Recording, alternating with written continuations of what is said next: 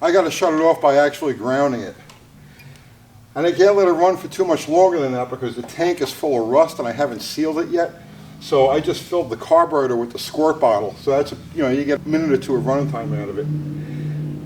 I did get it to run long enough to run it around the parking lot, make sure the gears work, and it does. Goes in and out of every gear. The clutch is good. Everything is good on this bike.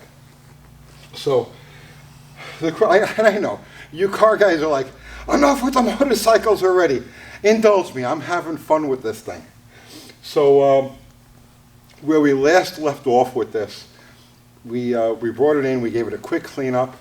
Last Sunday, Austin was, from the Junkyard Jet.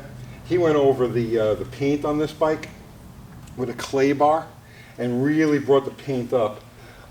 What a lot of you guys think is rust on the frame, it's actually not. It's painted brown. The bike was done like in a monochromatic sort of thing, so everything's different shades of brown and tan and beige, which on the surface seems like pretty horrid, but it actually has a really nice effect. The bike is done in, let's say, an early 1960s, like pre-Beatles era custom, type of way. So it comes off really well.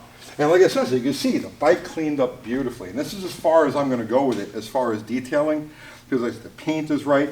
The engine has just about the right patina. The exhaust has about the right patina. It looks like a well-preserved 61-year-old bike, which is exactly what it is. So right off the bat, we knew it had compression. It had no spark. The bike still has the original Fairbanks Morse magneto in it. I went through it. Everything was good. It just needed the points cleaned. And this wire right here, see, these bikes, people of the modern era really can't understand this. These bikes didn't even have a key, like nothing. All you do is just turn on the gas, kick it, and ride away. They didn't have a key until like 1964 or so. And the only way to shut the bike off is by this wire that goes to the handlebars. And this is shorted inside. So I cleaned the points. I got a good spark out of it. Hooked this back up, and I got no spark at all. Drove me crazy. I almost ended up with Sportster knee.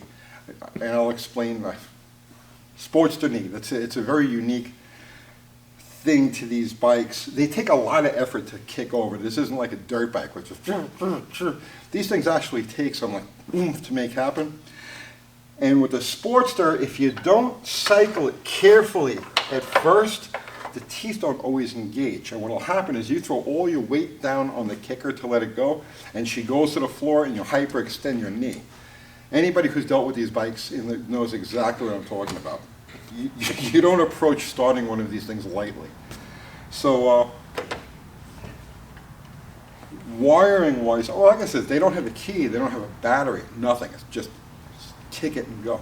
It has a generator and a regulator, but they're only on there to run the headlight and the taillight. That's it.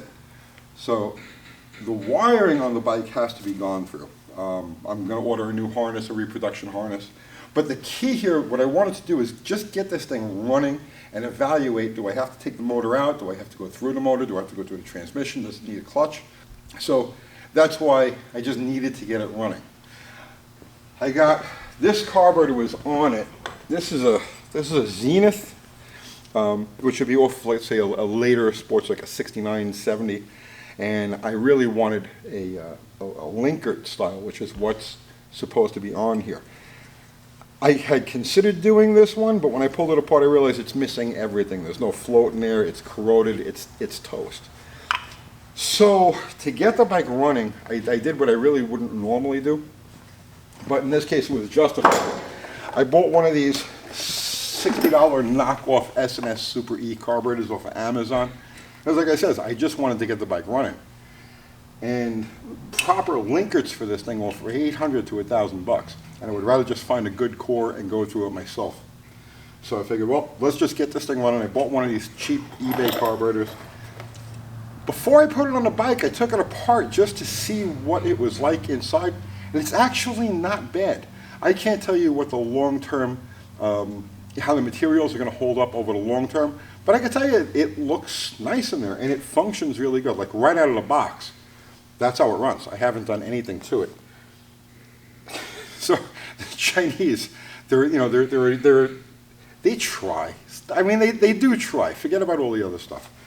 So yeah, obviously they rip off the design from the S&S. We get that. But when you order one of these carburetors, it comes with 5 jets, right? So it's got the jet that's in it now, which I don't even know what size it is. I just figure, well, let's start with what's in there. It comes with this package of 5 jets, so you can tailor the jetting to your needs. It comes with this gas filter. Okay, nice gas filter, nice thought. And then, oddly enough, it comes with this spark plug. I have no idea what this plug would fit. I mean, it's like a random spark plug that they threw in the box. And I said, well, did they mistakenly put a spark plug in the box that so I went back on, to the ad that I ordered this thing from. And no, it says right in the ad that it comes with this random, like, odd shape, odd thread spark plug. I have no idea what this is going to fit. It's a CR88E. But I have it, so just in case I ever come across an engine that needs that plug, I've got one.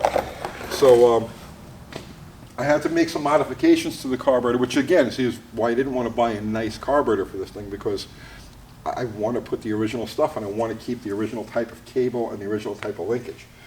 So I had to cut the throttle linkage off of the new carburetor and graft on the linkage from that old Zenith that I've got there, so I could use the original type of cable.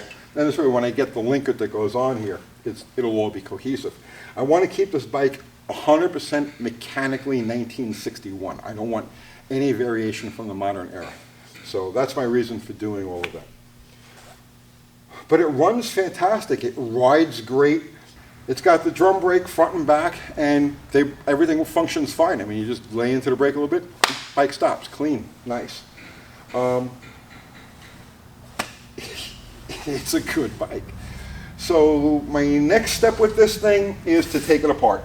I've got to take everything apart so I can run a new harness through it, have the lights working and all of that.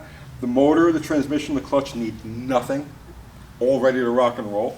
The exhaust is in good shape, everything's in good shape. Even the chain is in nice shape. The sprockets are okay, so it just needs to be lubed up and put back together nicely. So that'll be my winter project.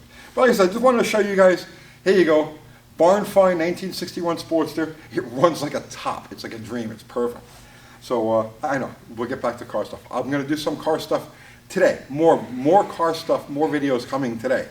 So that's it. I'll see you tomorrow. I'll see you later. I'll see you. Bye.